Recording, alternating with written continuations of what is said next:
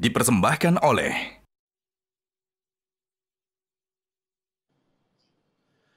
Baik, terima kasih Anda masih bersama kami di Hasanah Islam Metro TV. Masih bersama saya Hamdal Kafi dan juga para narasumber yang luar biasa di sini.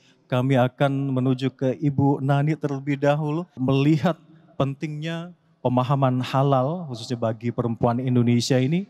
Dan untuk bisa membentuk keluarga yang bahagia, yang kuat berdasarkan pondasi Islam tentunya. Yang akhirnya juga untuk kita rasakan sebagai tumbuh menjadi bangsa yang besar juga. Tafadhal silakan Ibu. Bismillahirrahmanirrahim. Alhamdulillah. Bapak Ibu semuanya, izin saya ingin menjawabkan bahwa peranan perempuan dalam halal ini sangat penting sekali karena perempuan adalah pilar bangsa, tiang negara, dan juga perintis SDM untuk SDM unggul Indonesia Emas. Tentunya kita sebagai keluarga, mari kita bangun bersama untuk bagaimana untuk menjadi keluarga halal. Dan kita selalu melihat bagaimana anak-anak SDM kita, anak-anak kita adalah SDM masa depan bangsa, generasi penerus bangsa. Mari kita ajarkan dari segalanya, dari tingkah laku dan juga pergaulannya kita pantau kehalalannya. Apalagi berkaitan dengan maraknya sekarang tentang narkoba. Dan lagi yang sangat miris buat saya pribadi sebagai Ketua Umum KOANI, tentu hal ini PR besar buat kami. Mari kita bersama-sama untuk mengingatkan bahwa pekerjaan masih banyak. Jadi mari kita bersama-sama bagaimana untuk mengajarkan anak-anak menjadi anak-anak yang super, anak-anak yang kreatif, anak-anak yang adaptif, anak yang inovatif, tapi yang halal untuk melaksanakan semuanya. Banyak sekali contoh yang bisa kita lakukan untuk anak-anak kita membangun SDM unggul untuk Indonesia Emas nanti. Baik, terima kasih Bu Nani dan selanjutnya kita ke Mbak Enji. Mbak Enji, dalam kehidupan sosial kadang-kadang ada tuntutan gaya hidup mungkin yang belakang ini bertentangan dengan prinsip-prinsip halal. Bagaimana Mbak Enji menyikapi hal ini dan bagaimana agar perempuan khususnya muslimah ini bisa tetap percaya diri dan teguh dengan nilai-nilai Islami, dengan konsep halal yang dipegang teguh itu tapi tetap bisa berinteraksi dengan luas?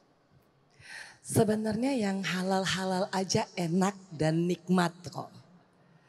Walaupun mungkin kalau perempuan itu lebih banyak godaannya untuk gaya hidup yang akhirnya membuat mereka terpaksa untuk mengambil jalan pintas dan mencari pemasukan-pemasukan yang sebenarnya tidak halal. Nah, kalau dibiasakan bahwa yang halal itu enak, memang gak banyak. Ukuran dunia loh. Ukuran dunia. Ukuran dunia. Tapi keberkahan dan nikmatnya itu sesungguhnya lebih banyak daripada yang haram. Nah makanya kalau misalkan memang yang halal tuh bener ya Bu, pakai capek, betis cenat-cenut, pinggang sakit, kepala tuh kayak banyak banget semut rang-rangnya. Karena apa? Karena buatin sambal dengan penggorengan yang besar 40 cm itu pakai keringat kemana-mana. Memang gak enak. Tapi pas kita menikmati hasilnya Masya Allah. Bunda punya banyak, Bunda punya segudang tas, segudang sepatu, tabungan masih banyak. Sampai sekarang. Banyak ya. Tapi kalau itu nggak bawa ketenangan di dalam hati, rumah yang besar tuh terasa sempit. Hubungan yang terlihat baik-baik saja hanya pura-pura baik-baik saja. Dengan yang halal insya Allah yuk. Saya pernah mempraktekkan satu masa di mana masak sinji. Ya kan, memang ya yang halal itu agak sulit mendapatkannya di awalnya. Tapi kalau udah biasa gampang. Awalnya terasa susah karena apa? Kita membandingkan dengan mereka yang dapatnya cepat. Ya Allah, saya tuh jualan satu toples itu 40.000 sambal roa. Ya, sehari itu saya bikinnya 100. Ya, laku kadang-kadang 60. Nah, itu dibandingkan dengan penghasilan saya, maaf dulu, ya, itu nggak ada seujung kukunya. Tapi apa ternyata yang saya dapat dalam 60 toples itu alhamdulillah kok masih bisa nyekolahin anak saya sekolah. Alhamdulillah. Sekarang Allah tambah lagi. Allah kasih saya bisnis baju. Saya punya brand sendiri. Tergopo-gopo memang menjelaskan Kianu, maaf ya Mami kan memang single mother. Mungkin Kianu agak malu kali lihat Maminya cuma jualan sambel. Kadang-kadang suka nanya, ke Mami gak jadi anggota DPR lagi sih? Ya. Atau enggak mungkin saya jualan hijab, saya jualan baju gitu loh, keliling ke daerah-daerah ya. Tapi saya bilang ke Kianu, insya Allah dengan yang halal ini cukup kok. Kalau Kianu mau cari banyak di dunia ini gak akan pernah puas. Yang kita cari itu adalah cukup dan membawa ketenangan, kebahagiaan, insya Allah surga dapat amal jariah. Fit dunia wal akhirah. Di dunia memang mungkin gak dianggap sama manusia karena mungkin dianggapnya kalau cuma jualan sambal makanan instan itu mungkin kelasnya gak ada kali. Nah, tapi insya Allah nanti tercatat loh Kianu di akhirat nanti bahwa apa Mami punya 2 pertanyaan yang harus Mami jawab ketika Mami meninggal nanti. Dari mana hartamu dan untuk apa engkau gunakan hartamu. Insya Allah itu berkah kok. Enggak banyak memang. Tapi mudah-mudahan Kianu puas. Masya Allah. Dan yakin. Harus yakin. Yang halal itu memang pakai capek. Tapi insya Allah nanti kita bisa duduk-duduk. Dan kita bisa. Bismillah ya. Kita bisa punya teman nanti. Ketika kita meninggal. Nanti enteng ngelewatin Syiratal Mustaqim. Di alam yang paling lama kita. Ya, di alam barzkah kita punya banyak teman dari kebaikan-kebaikan kita dan kita dijauhkan dari hisab kubur. Bismillah, bismillah, pelan-pelan aja, pelan-pelan aja. Yang halal itu udah pasti enak.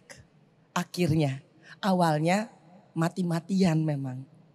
Tapi kalau udah terbiasa, apalagi sambil goreng sambelnya. Ya, Ar-Rahman alamal Quran alaqal insana alamahul bayan asyamsu wal qamaru bi husban manajmu wasiriyah. Masya Allah. Ya Allah. Ya Allah fabi ayyi ala rabbikum tukadziban. Masya Allah. Alhamdulillahirabbil alamin. Ya, mudah-mudahan ya ini bisa menjadi ajakan secara terbuka. Terima kasih buat Halal Walk yang diinisiatifi oleh Masjid Istiqlal. Ya, untuk bisa membawa vibrasi yang kuat kepada khususnya kaum perempuan untuk percaya.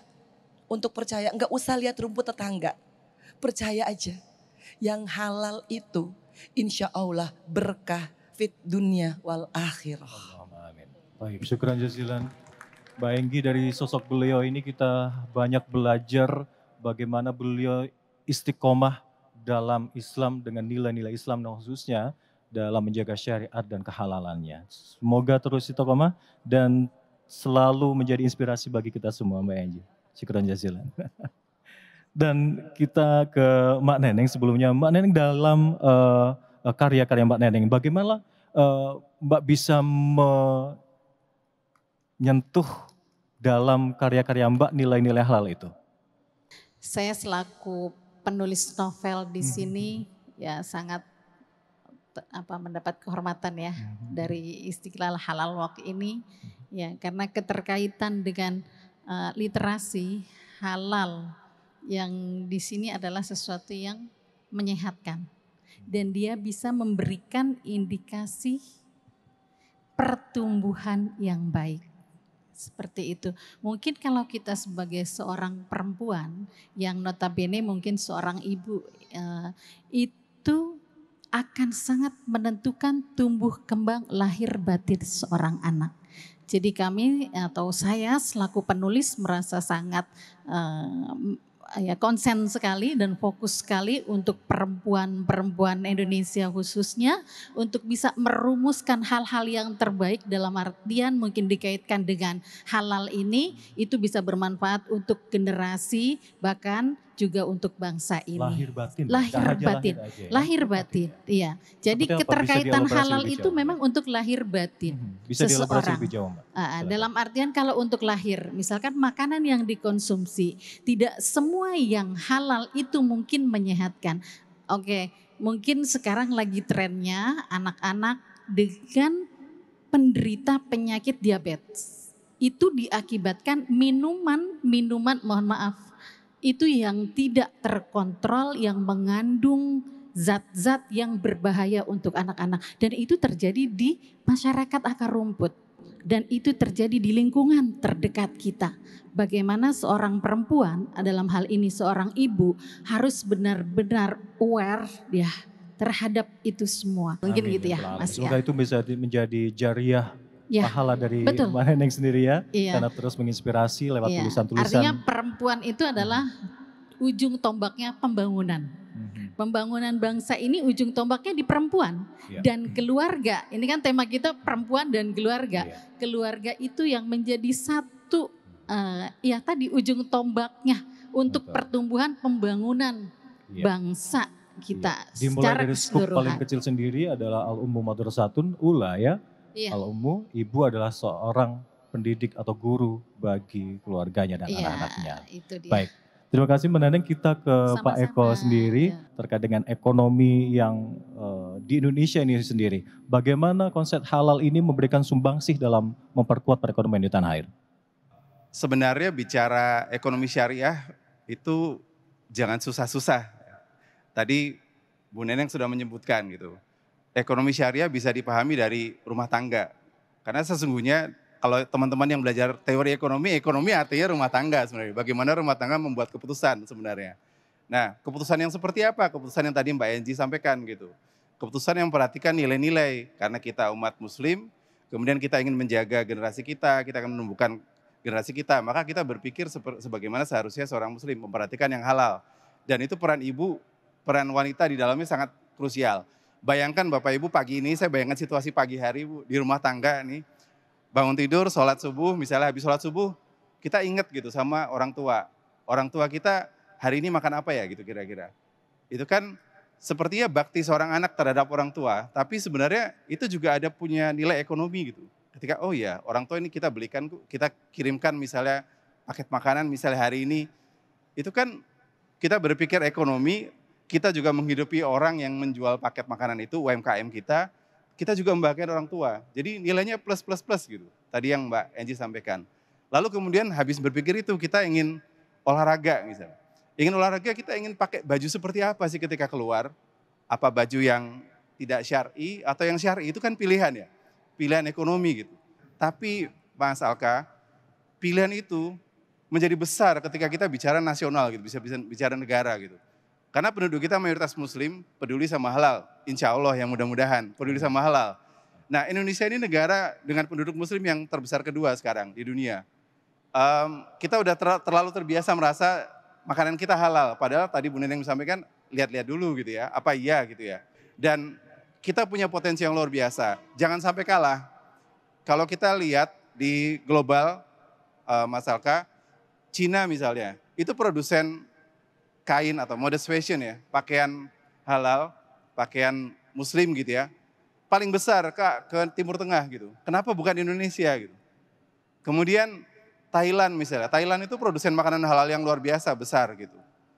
Jadi masa iya bukan negara muslim mereka, tapi mereka peduli dengan hal itu gitu. Sementara kita yang negara muslim, kita kurang peduli. Padahal simple, dengan keberpihakan kita tadi di rumah tangga sehari-hari kita berpihak kepada yang halal, insya Allah Indonesia juga jadi besar, ekonomi jadi besar. Sekarang ini kalau ada satu lembaga di dunia yang merating negara-negara Islam gitu ya.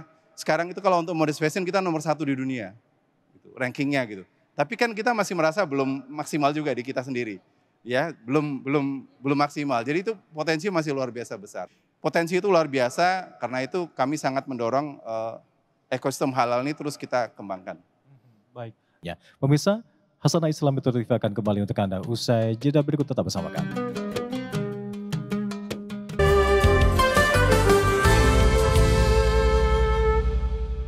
Dipersembahkan oleh Jelajahi cara baru mendapatkan informasi. Download Metro TV Extend sekarang.